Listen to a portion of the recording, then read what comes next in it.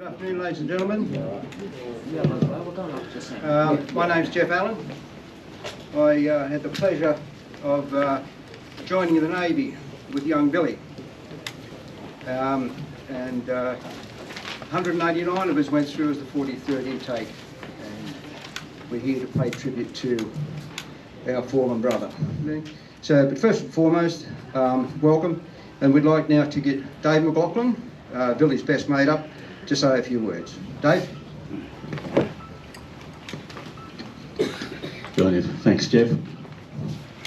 G'day everyone, my name's Dave McLaughlin. I first met Billy on the train to Western Australia back in 1973 when we joined the Navy as boy sailors, travelling to HMAS Lewin for our 12 months training as junior recruits. Even then, he had a certain charisma about him that made him a popular recruit. He was cheeky, he was quick-witted and smart. I was in the same class as Bill, 2 Charlie. He probably should have been in 2 Alpha, but he liked being in 2 Charlie, so we got to spend most of our working week together. After we left Lewin, we went to different parts of the fleet and caught up with each other, sporadically over the years. Around the end of 1980, we met up at Rockers. That's a pub down at Woolloomooloo, the Sailors Pub. That night, Billy introduced me to a band I didn't know much about, Midnight Oil. We went to Bondi and danced ourselves into a bit of a frenzy there. We were right in the front of the band. Peter Garrett even stopped the show at one stage to settle us down. But yeah, it was a great night. It was one of those wild nights that lived long in both our memories. A year or so later, I moved into a flat with Billy at Belmore in Sydney, and that was a party from day one onwards.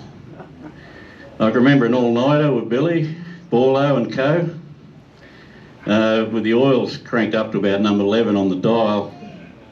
And as dawn broke, myself and Billy went out onto the balcony to find most of the neighbours out in the front yards, looking in our direction.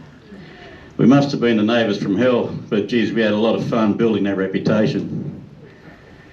Anyway, as the years slipped by, we went on our own separate adventures at times.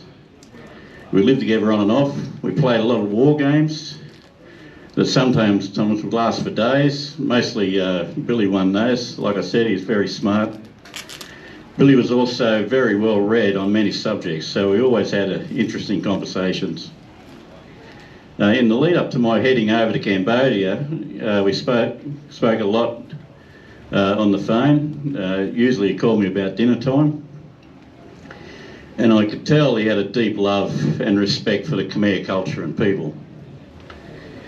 When I retired last year, the top of my bucket list was to visit Billy in Cambodia. But with COVID and everything else going on, it wasn't until only a couple of months ago that I was able to get there. I had an inkling he wasn't travelling so well, but really didn't know the full extent of his physical health until I got there. When I first saw him, I could tell he was very unwell.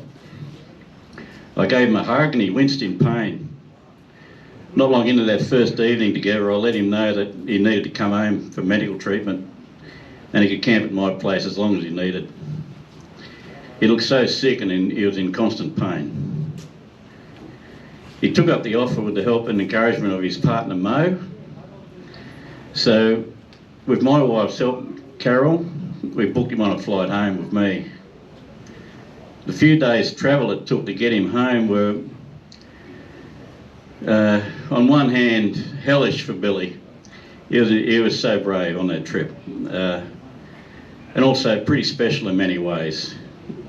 He talked a lot, not unusual for Billy, but he talked a lot about his family and memories he hadn't visited for a long time.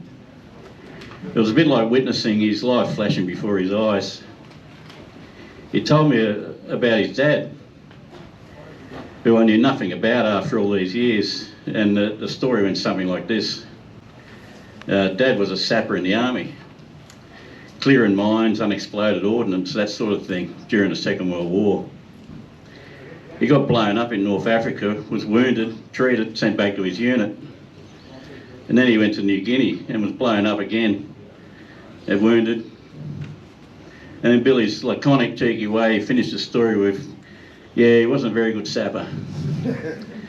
While sitting with him during his last day at Lismore Hospital, he was in a coma, but I knew he could hear me. I called Rianne to see how far off she was from arriving. The nurse that was sitting with me said that she may not get here in time. So I put the phone up to Billy's ear, and the small part that I heard Rianne say was, "Dad, you lived a colourful life and everyone loves you." And I reckon no truer words have been said of Billy. He did lead a very colourful life, and he lived life knowing that this existence of ours isn't any rehearsal. Farewell, my friend. It's been a pleasure and an honour to be part of your story. Thank you.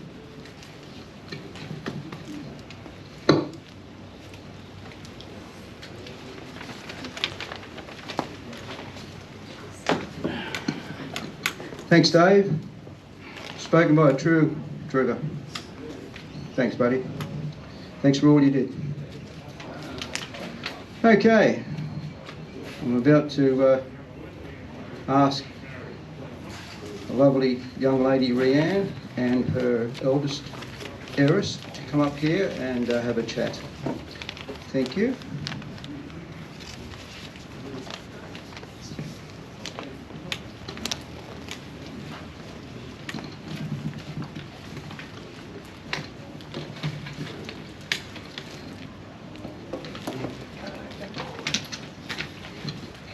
Thanks, Jeff. Thanks for running this service so well. I'm pleased that he's had so many good mates to help with all these arrangements. Everyone's been so supportive over the last couple of weeks.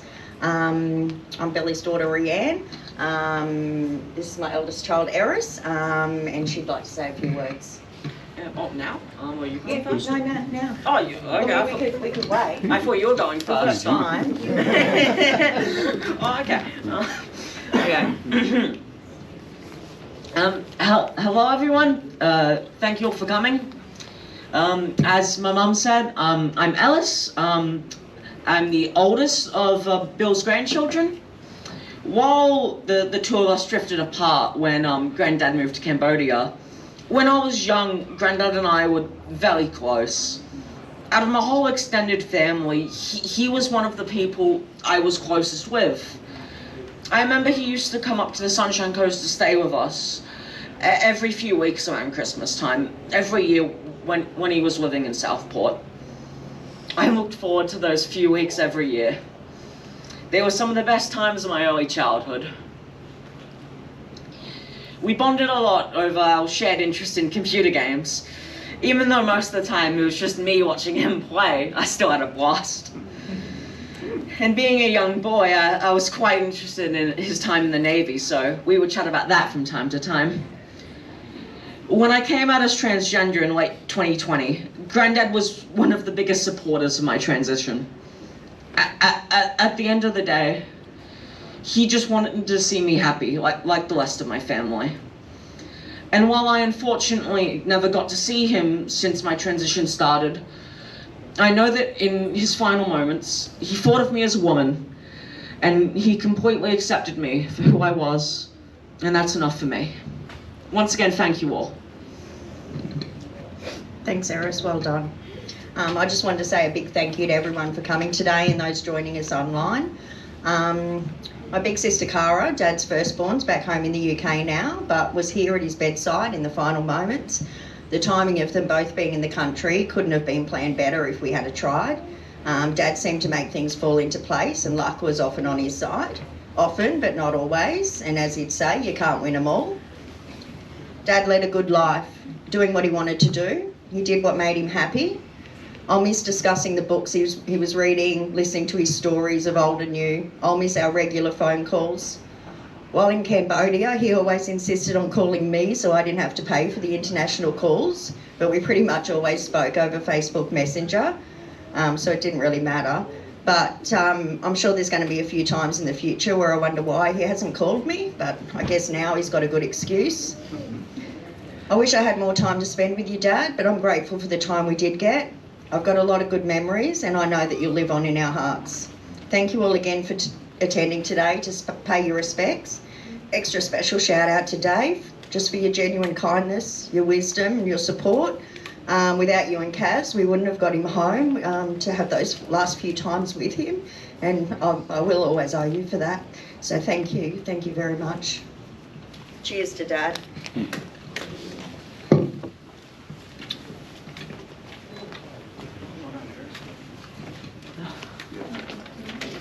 That was lovely, Eris. Well done. Now, if we'd just like to watch a little something Dave's put together in conjunction with Cara over in England, and just cast your minds back to when we had time with Billy, and the time that we'll now move on without him. However, his short life, yes, 65 years of age, but boy, he packed about 135 years into it. So he did all right. So anyway, over to you, Dave.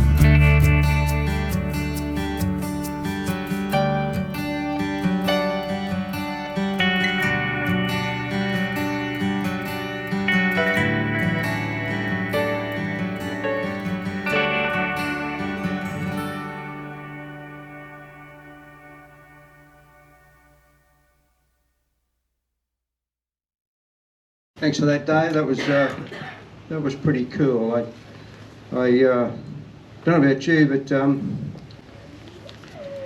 you could see Billy's love of life in what you just saw, I'm sure.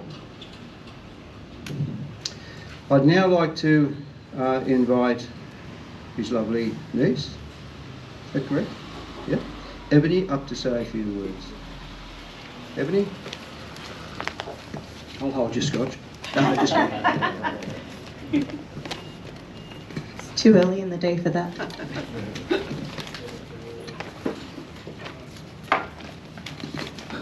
It's a very good thing that Uncle Bill was such an advocate for me learning to read, since I've been nominated as the reader for everyone else. These words I speak on behalf of Bill's youngest sister, Marion McLeod. Where do I start? William, Bill, my brother, my 7th birthday present. The best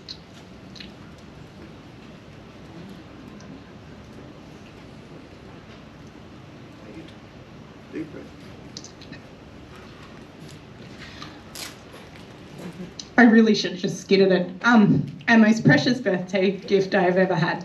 William wasn't spoiled. Much Lynn and I would fight over who was going to pick him up during one of these times we dropped him.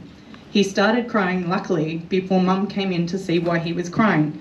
We had picked him up and put him back in his bassinet, and Lynn and I were sitting there comforting him like the good sisters we were.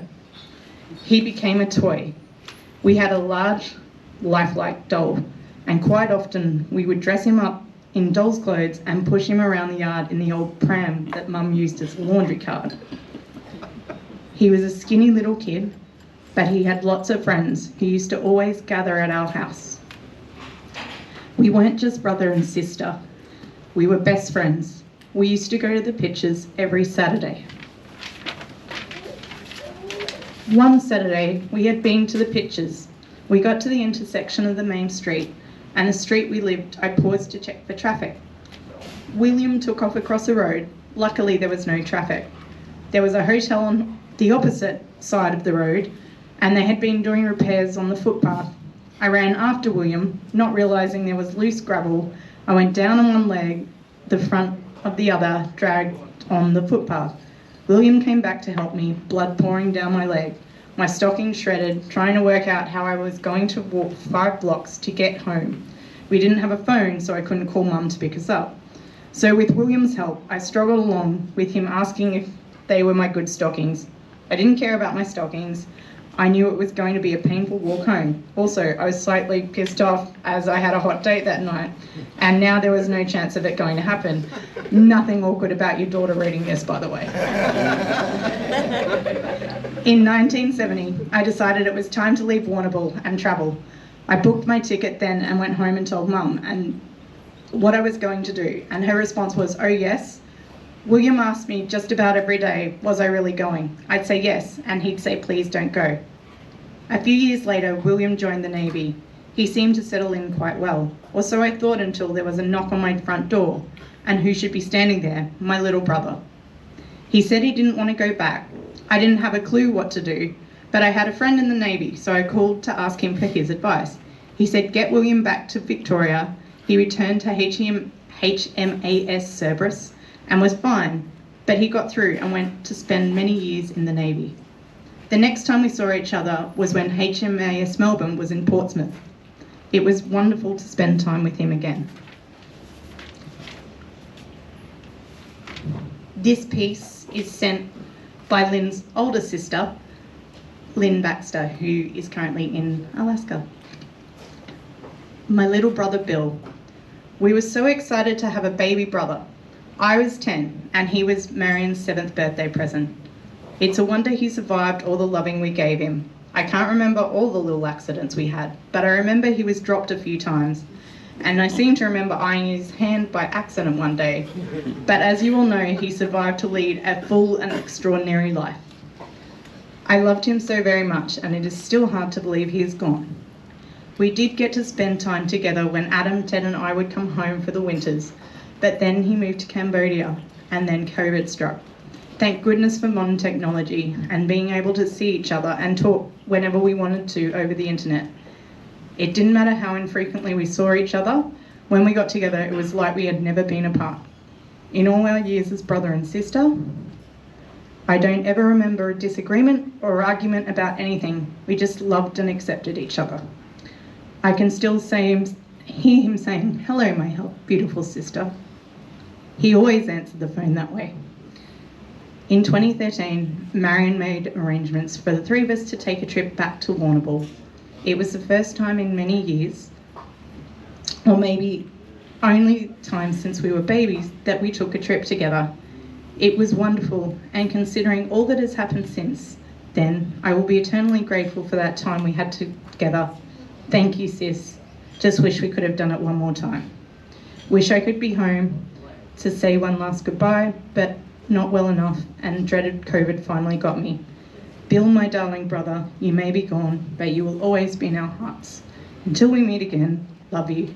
Lynn, Ted, Adam, and Kristen. So I decided I was going to talk off the cuff, which might be an interesting plan, but my first memory of Uncle Bill is him rescuing my much loved and possibly the only doll that I loved, Rainbow Bright doll, off a bus when I left it there when we travelled from the Gold Coast back to Brisbane. I don't actually remember playing with Rainbow Bright after that, but I do remember Uncle Bill rescuing her and having to come back all the way back from Brisbane to Logan on the bus to deliver her to me. And back in those days, it's not like buses ran very often. Bill was a storyteller at heart. We all know that. He loved nothing more than sitting down, sharing a yarn or a pearl of wisdom that opened your eyes wider to the world that we live in.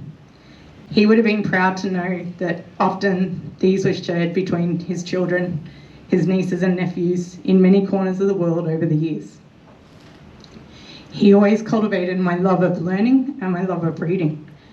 And I'm forever grateful that he took over buying books from my nana, because he was the first person to put John Marsden in my hand. But up until that point, I'd been given Anne of Green Gables, and can I tell you, that stuff is terrible. It was a pleasure to spend a week in Cambodia with Bill and Mo in 2019. I've never seen my uncle so happy, and we had the best time just hanging out, sharing stories, catching up from the years that had gone by. No doubt he will entertain himself watching what we all get up to now. I am a little sad that we won't get to have a few more encores and try and win the scooter, but I know this isn't really something you would do at a funeral, but this is Bill's memorial and it fits to Bill. He was a one and only.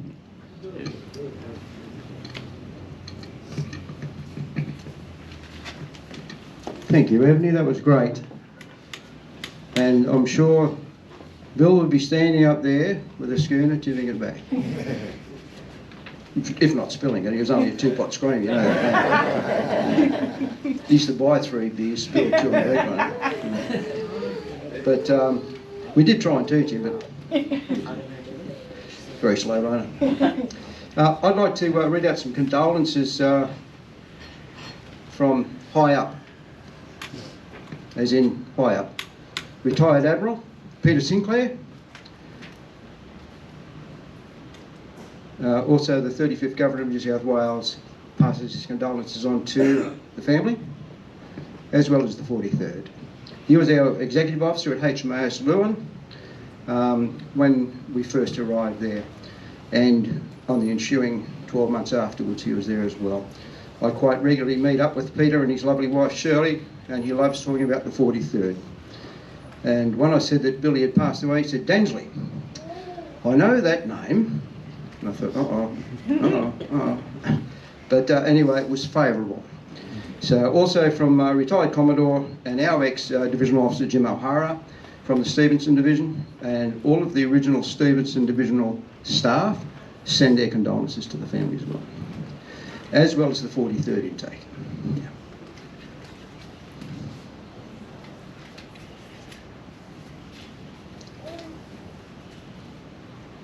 So William Edward Leonard Densley. I didn't know he had so many bloody names. Or as we all know, Billy. On behalf of Rianne, Cara, Lynn, Marion and all their families, thank you for coming here. It was great to see you all turn up. Billy was born to some loving parents, Dorothy and Leonard Densley, on the 9th of March 1957. He was much senior to us, Bill. Just kidding. He was born at Warrnambool and attended school in Warrnambool as well, secondary and primary. And I believe, as Ebony stated, on your birthday. But you also scored an extra present because just up the back, there's a bloke on the same day as you. You've already met, so you've got to have to. Yeah. So yes, and then Billy decided to join the Navy in 1973. He travelled to Fremantle in April 1973 along with 187 other young men of 15 and 16-year-old, and we formed the 43rd Intake Ramsey and Stevenson Division at HMAS Lewin Junior Recruiting Training Establishment in Fremantle. After 12 months of successful training, we were then sent out to our respective establishments to then go into our respective categories that we'd chosen to go through to. Bill went into the gunnery department and got a great big shock when he got there because there was this great big chief standing there by the name of Butch Berry, who then became a warrant officer. Now Butch, if you can imagine the Hulk multiplied by 2 and then add half a height on that, you got Butch Berry. Every morning out the playground, get a haircut, sailor, get a haircut, sailor, get a haircut, sailor. Into the gunnery school, get a haircut, sailor, you get a haircut, you get a haircut. So Billy, not to be outdone by Butch, organised the whole of the gunnery school to get number 2 cut down at the barber shop. The next morning, they're all sitting there with their arms folded. In walks Butch. It's the first time Butch Berry ever smiled. So thank you, Billy. You put a smile on old Butch's face. But yeah, so Billy took it upon himself to do that. Now, there's only one other bloke that I know that put a smile on Butch Berry's face, and that was a Commodore who was on his parade ground who decided to jog across it rather than walk across it because he didn't want to suffer the consequences. So there you go. Billy's got a few things up his sleeve.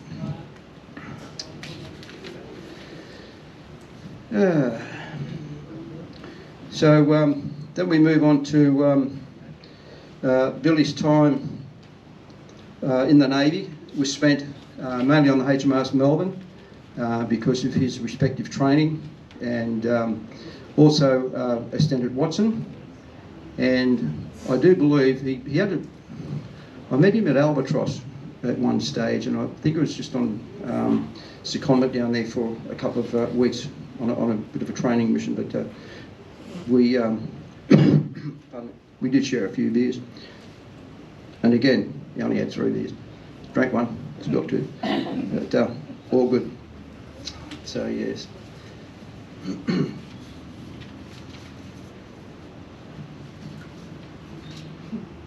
Now, during the time in the Navy, Bill married Kayleen Smith, and out of that marriage became 2 lovely young ladies, Cara, who resides in England, and of course Rhianne, who's sitting here with us today.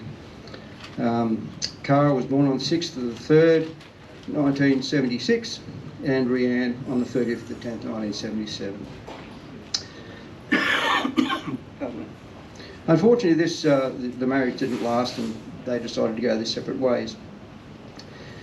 And then Billy was looking after his dear mum up here on the Gold Coast, as you know.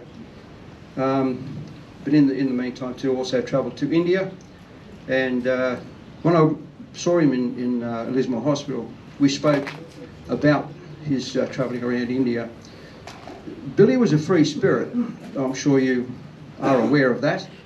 And he spoke of the love of countries like India, Cambodia, where he ended up residing for the last 8 years of his life, or 10 years of his life, I should say.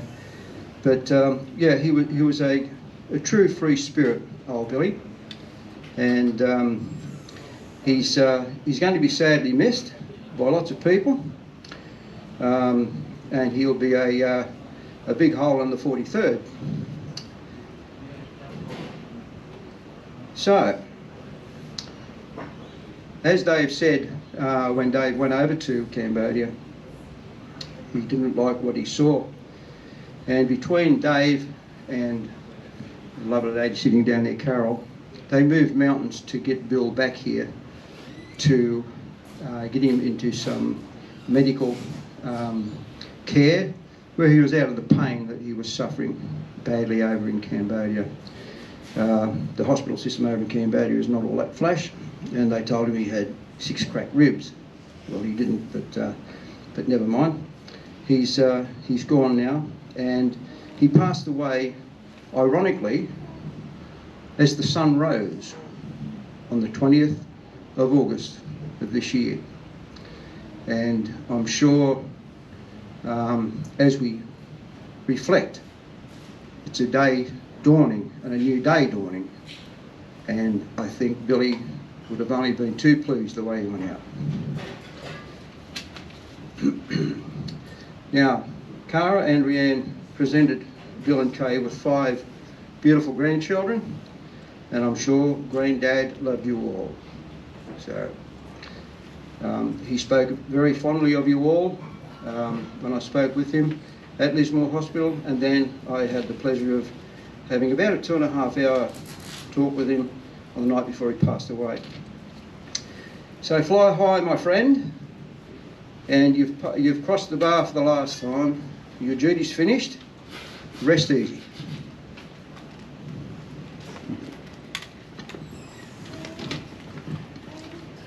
Yeah, you might like to be upstanding for this. Thank you.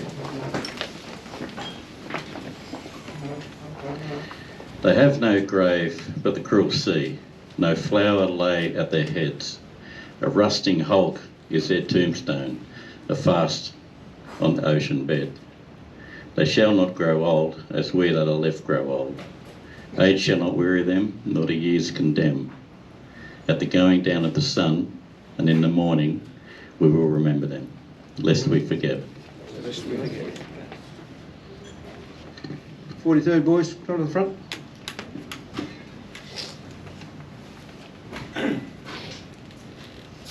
On caps.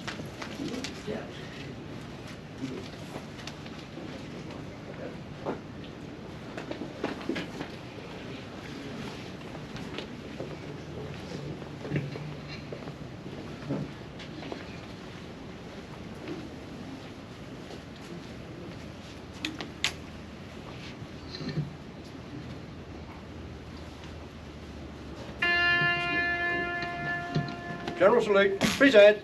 Arms.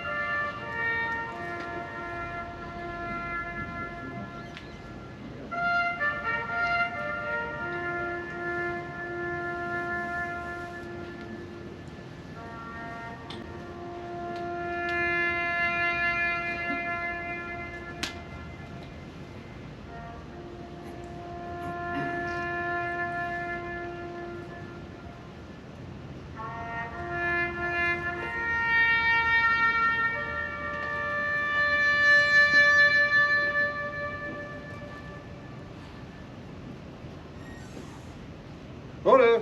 Arms.